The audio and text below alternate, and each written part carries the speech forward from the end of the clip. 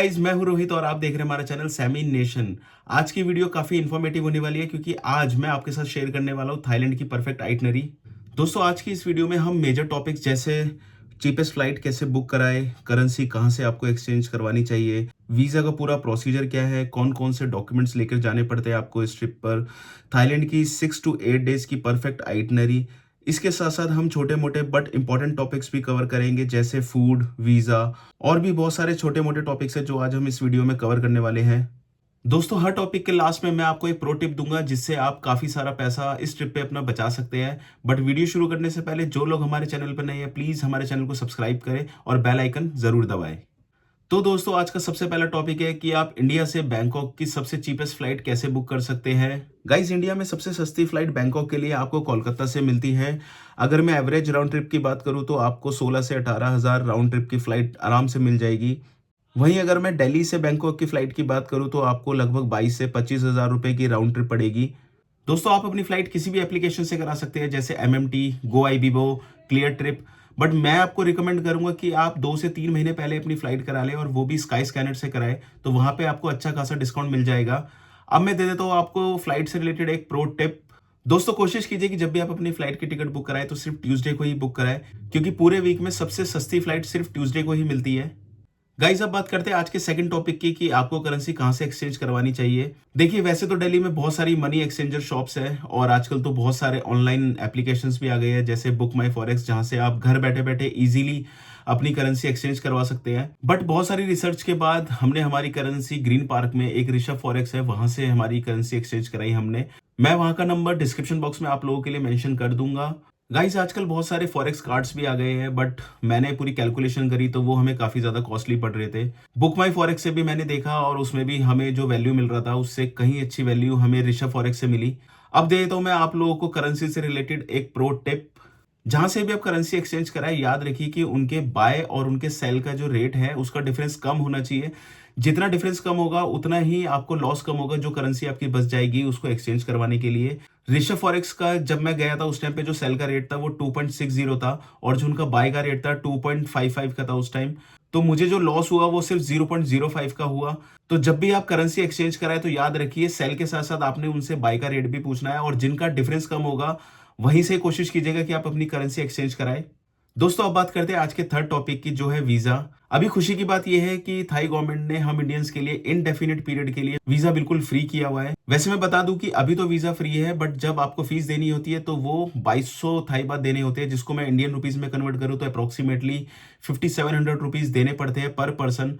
तो अभी thanks to Thai government की पर पर्सन हमारा 5700 इंडियन रुपीज के हिसाब से बच जाता है। गाइस, अब बात करते हैं आज के फोर्थ टॉपिक पे कि आपको कौन कौन से डॉक्यूमेंट्स कैरी करने पड़ते हैं इस ट्रिप के लिए। देखिए, जब मैं थाईलैंड गया था तो मेरा एक भी डॉक्यूमेंट चेक नहीं हुआ था, बट जरूरी नहीं कि आप लोगों की किस्मत भी इतनी अच्छी हो। बट स्टिल आप अपने साथ अपने पासपोर्ट की कॉपी, अपने होटल बुकिंग की कॉपीज, कंफर्म्ड रिटर्न टिकट की कॉपी, 2 पासपोर्ट साइज फोटोज, उसके साथ साथ आपको 10,000 थाई बात पर पर्सन भी कैरी करने पड़ते हैं और अगर आप फैमिली जा रहे हैं तो 20,000 थाई बात पर फैमिली कैरी करने पड़ते हैं। अब मैं देता हूँ आपको एक प्रो टिप। जब भी आप थाईलैंड घूमने जाए तो आप इंडिया से ही सारी करेंसी एक्सचेंज करवा के जाए। मैंने बहुत सारी रिसर्च करी, मैंने बहुत सारी कैलकुलेशंस भी करी। ओवरऑल मुझे इंडिया से करेंसी जो मैंने एक्सचेंज कराई थी उसी में सबसे ज्यादा फायदा हुआ। दोस्तों, अब बात करते हैं हमारे आज के फिफ्थ टॉपिक पे जो है सिम। देखिए, जैसे ही आप स्वर्ण भूमि एयरपोर्ट पे उतरते हैं आपको वहां पे उतरते साथ ही बहुत सारी सिम की शॉप्स देखने को मिल जाएंगी। मैं आपको ये रिकमेंड करूंगा कि आप एयरपोर्ट से ही सिम परचेज कर लीजिए। वैसे बहुत सारे लोग ये कहते हैं कि हमें 7-Eleven से परचेज करनी चाहिए, बट अगर आप एयरपोर्ट पे ही सिम परचेज कर लेंगे तो आप ग्रैब ऐप के थ्रू अपनी कैब बुक करके अपने होटल तक पहुंच सकते हैं। अदरवाइज फिर आपको जो होटल पे जो लोकल टैक्सीज होती है वो पकड़नी पड़ेगी, जो कि काफी ज्यादा कॉस्टली होती है। तो जो आप 7-Eleven से परचेज करके अपना पैसा बचाना चाह रहे हैं उससे कहीं ज्यादा पैसा आपको टैक्सी में देना पड़ेगा। वैसे मैं बता दूं कि थाईलैंड में मेनली 2 सिम चलती है। पहली AIS 5G, दूसरी ट्रू 5G। हमने AIS 5G सिम परचेज की थी जो कि हमें 449 थाई बात की पड़ी थी, जिसमें 8 दिन के लिए हमें unlimited net and unlimited calling मिली थी। दोस्तों, अब बात करते हैं हमारे आज के सिक्स्थ और आज के सबसे मेन इंपॉर्टेंट टॉपिक पे कि थाईलैंड की परफेक्ट आइटनरी क्या होनी चाहिए। इस वीडियो में मैं आपको 6 से 8 दिनों की आइटनरी बताऊंगा। सबसे पहले डिस्कस करते हैं हम 6 नाइट्स और 7 डेज की आइटनरी। इस आइटनरी में हम 2 दिन बैंकॉक, 2 दिन फुकेट और 2 दिन पटाया कवर करेंगे। दोस्तों पहले दिन आप बैंकॉक में निकल जाइए ग्रैंड पैलेस देखने के लिए। उसके बाद आप जा सकते हैं वॉट अरुण, जो कि बहुत ही सुंदर मंदिर है और बहुत ही बड़े एरिया में बन रखा है। इसके बाद आप जा सकते हैं टेम्पल ऑफ एमरल्ड बुद्धा। यहाँ पे आपको रिक्लाइनिंग बुद्धा की काफ़ी बड़ी मूर्ति देखने को मिलेगी और बिलीव मी ये मस्ट विजिट प्लेस है। ये तीनों जगह जो है आसपास ही है, आपको सिर्फ 2 घंटे लगेंगे ये तीनों जगह कवर करने के लिए। उसके बाद आप जा सकते हैं terminal 21 mall, MBK centre mall, जहाँ पे आप खूब सारी शॉपिंग कर सकते हैं अपने फ्रेंड्स के लिए, अपनी फैमिली के लिए। फिर शाम को आप निकल जाइए खाओसन रोड पे और यहाँ पे आप बैंकॉक की जो नाइट लाइफ है वो एंजॉय कर सकते हैं। खाओसन रोड बैंकॉक का रेड लाइट एरिया है और यहाँ पे बहुत सारे मसाज पार्लर्स है और यहाँ पे बहुत सारी एडल्ट एक्टिविटीज़ भी होती है। इसके साथ साथ यहाँ पे बहुत सारे स्कैम्स भी होते हैं, तो थोड़ा उनसे बच के रहे आप। सेकंड डे आप लोग निकल सकते हैं सफारी वर्ल्ड के लिए और इसके ऊपर मैंने एक वीडियो भी बनाई है, ऊपर आई बटन में एक लिंक आ रहा होगा, आप वहाँ पे जाके देख सकते हैं। सफारी वर्ल्ड में आपको बहुत सारे शोज देखने को मिलेंगे, जैसे dolphin show, sea lion show, cowboy stunt show, spy war show. ये सारे शोज देखने के बाद आप सफारी पार्क जाना बिल्कुल भी ना भूलें, बिकॉज ये once in a lifetime movement है। सफारी पार्क में आप अपनी गाड़ी में बैठे बैठे बहुत सारे जंगली जानवरों को देख सकते हैं। हमने लॉयन और टाइगर को बहुत ही पास से देखा और वो जो मूवमेंट था वो मैं कभी भूल नहीं पाऊंगा और वो सच में इतना अच्छा एक्सपीरियंस था, क्योंकि जंगली जानवर को आप अपनी गाड़ी में बैठ के उनको ऐसे फ्रीली घूमता हुआ देखना, मतलब सच में बहुत ही अलग एक्सपीरियंस था वो। सफारी वर्ल्ड के बाद आप जा सकते हैं एशियाटिक, जहाँ पे आपको थाईलैंड का सबसे बड़ा फेरिस व्हील देखने को मिलेगा। फेरिस व्हील की जो टिकट प्राइस है वो है 500 बात पर पर्सन। इसके साथ साथ आप वहाँ पे क्रूज में डिनर भी कर सकते हैं, जो कि अल्टीमेट एक्सपीरियंस होने वाला है आप लोगों के लिए। गाइस थर्ड डे पे आप लोग निकल जाइए बैंकॉक से फुकेट के लिए। गाइस आप लोग किसी भी एयरलाइंस जैसे air Asia, Nok airlines, Thai airways, किसी से भी आप अपनी फ्लाइट बुक करा सकते हैं, जो कि आपको 2 से 4 हज़ार रुपये पर पर्सन पड़ेगी। दोस्तों बैंकॉक से फुकेट पहुंचने के लिए आपको 1 से 1.25 घंटा लगेगा और मैं आपको रिकमेंड करूंगा कि आप इंडिया से ही अपनी फ्लाइट बुक करवा के जाए। फिर फुकेट पहुंच के आप लोग घूम सकते हैं बिग बुद्धा, जो कि बहुत ही अल्टीमेट प्लेस है। वहां पे आपको बहुत बड़ी बुद्धा जी की मूर्ति देखने को मिलेगी। उसके बाद आप जा सकते हैं पेटोंग बीच, कैरोन बीच। फिर रात में बांग्ला रोड जाकर आप वहाँ की नाइट लाइफ एंजॉय कर सकते हैं और यहाँ पे भी बहुत सारे स्कैम्स होते हैं बैंकॉक की तरह, तो थोड़ा सा आप उन स्कैम से बच के रहे। गाइज फिर फोर्थ डे आप फीफी आइलैंड या जेम्स बॉन्ड आइलैंड का फुल डे टूर ले सकते हैं। दोनों ही आइलैंड बहुत ज़्यादा अच्छे हैं, बट अगर आप पर्सनली मुझसे पूछेंगे कि मुझे दोनों में से कौन सा आइलैंड ज़्यादा अच्छा लगा, तो मुझे फीफी आइलैंड के कंपैरिजन में जेम्स बॉन्ड आइलैंड काफ़ी ज़्यादा अच्छा लगा। उसका रीज़न था, जब हम जेम्स बॉन्ड आइलैंड जा रहे थे तो वो हमें एक बड़ी सी क्रूज में लेके जा रहे थे, तो वो क्रूज इतना बड़ा था कि हम ऊपर वाले डेक पे या कहीं भी जाके आराम से फोटो खिंचवा सकते थे या घूम सकते थे। बट जब हम फीफी आइलैंड जा रहे थे तो हमें एक स्पीड बोट में बैठा दिया था और हमको उस ट्रिप पे एक फिक्स सीट मिल जाती है, तो हम कहीं भी घूम नहीं सकते और वो स्पीड बोट इतनी तेज चलती है कि आप उसमें खड़े भी नहीं हो सकते। और अगर मैं नेचुरल ब्यूटी की भी बात करूं तो मुझे ज्यादा मजा जेम्स बॉन्ड आइलैंड में आया। फीफी आइलैंड भी अच्छा था, आप वो भी जा सकते हैं, बट मेरा पर्सनल ओपिनियन है कि मैं जेम्स बॉन्ड आइलैंड ही रिकमेंड करूंगा। गाइज ये दोनों आइलैंड टूर आप फुकेट मार्केट से बुक करवा सकते हैं। इसके अंदर वो आपको होटल से पिक करेंगे और आपको पूरा घुमा के शाम को होटल पे ही ड्रॉप करेंगे, जिसके अंदर पिकअप एंड ड्रॉप के साथ साथ आपको लंच भी मिलता है और मिनी ब्रेकफास्ट भी मिलता है। दोस्तों फिफ्थ डे आप निकल जाइए फुकेट से पटाया के लिए और जैसे ही पटाया पहुंचे थोड़ा सा रेस्ट कीजिए, फिर आप निकल जाइए पूरे पटाया को एक्सप्लोर करने के लिए। सबसे पहले आप निकल जाए सेंचुरी ऑफ ट्रुथ देखने के लिए, जो कि बहुत ही सुंदर जगह है। ये पूरा टीक वुड का बना हुआ है और हैरानी की बात यह है कि इसको बनाने के लिए एक भी कील का यूज नहीं हुआ है और बिलीव मी ये मस्ट विजिट प्लेस है। इसके बाद आप लोग जा सकते हैं टाइगर पार्क, जो कि एक अलग ही एक्सपीरियंस होने वाला है आप लोगों के लिए। इसके ऊपर भी मैंने एक अलग से वीडियो बनाई है, ऊपर आई बटन में लिंक आ रहा होगा, आप वहां पे जाके देख सकते हैं। यहाँ पे 3 टाइप के टाइगर होते हैं, स्मॉल, मीडियम एंड जायंट। यहाँ पे आपको 10 मिनट मिलते हैं टाइगर के साथ स्पेंड करने के लिए। आप जब भी पटाया जाए तो यहाँ पे जरूर होकर आए। फिर शाम को आप जोमेटियन बीच जाके वहां का सनसेट एंजॉय कर सकते हैं। फिर रात को आप पटाया की नाइट लाइफ एंजॉय करने के लिए जा सकते हैं वॉकिंग स्ट्रीट। वॉकिंग स्ट्रीट पे भी बहुत सारी एडल्ट एक्टिविटी होती है और यहाँ पे भी बहुत सारे मसाज पार्लर्स है। दोस्तों सिक्स डे आप लोग निकल जाए फ्लोटिंग मार्केट के लिए और ये भी मस्ट विजिट प्लेस है। उसके बाद आप जा सकते हैं माउंटेन बुद्धा और बिलीव मी माउंटेन बुद्धा बहुत ही सुंदर और बहुत ही पीसफुल जगह है। उसके बाद आप जा सकते हैं art in paradise. Seventh day आप इंडिया की फ्लाइट लेके वापस इंडिया आ सकते हैं। तो गाइज ये थी 6 नाइट्स एंड 7 डेज की एक परफेक्ट आइटनरी। दोस्तों अगर आप अपनी आइटनरी को 8 नाइट्स 9 डेज का बनाना चाहते हैं तो आप फुकेट और बैंकॉक में एक एक दिन ऐड कर सकते हैं। दोस्तों 8 नाइट और 9 डेज की आइटनरी में आपके 3 दिन बैंकॉक, 3 दिन फुकेट और 2 दिन पटाया कवर होंगे। मेरे अकॉर्डिंग जब भी आप अपनी थाईलैंड ट्रिप प्लान करें तो पटाया में 2 दिन से ज़्यादा मत रुकिएगा, बिकॉज़ 2 दिन में पूरा पटाया ईज़िली कवर हो जाएगा। दोस्तों अब बात करते हैं हमारे अगले टॉपिक की कि आपको होटल कहाँ-कहाँ बुक करवाने चाहिए।